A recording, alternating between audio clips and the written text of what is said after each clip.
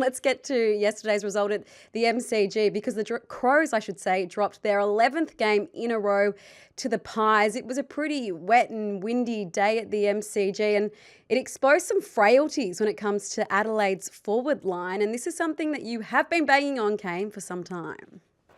Yeah, so it worked early and they looked really dangerous, but you just see here Jeremy Howe and how impactful he was off Taylor Walker early. So Matthew Nicks can point to the conditions after. This is Dan Houston drifting down as a dangerous halfback, but just the function of Adelaide's forward line as a whole and the way that Collingwood were able to transition the ball from the back half because of how tall and immobile Adelaide's forward line is. So Howe took 3 intercept marks in the first term.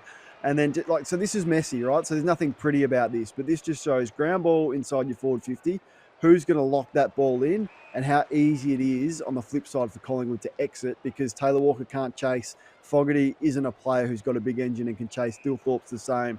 And then Collingwood got their game going from that. And then uncompetitive in the air, what we're seeing. So in the end, it did force Matthew Nicks to make the sub with Taylor Walker. And I just think it's a major elephant in the room when you've got a champion of the footy club, how you handle that if he's not going to be in your best side just because the opposition can exploit that on the way out of their defensive system.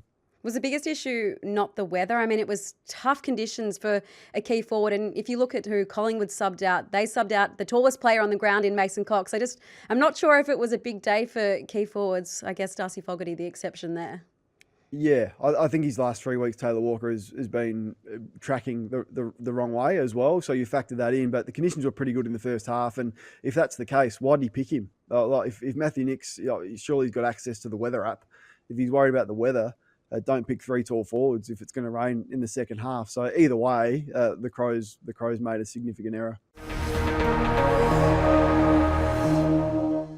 What's gambling really costing you? For free and confidential support, call the number on the screen or visit the website.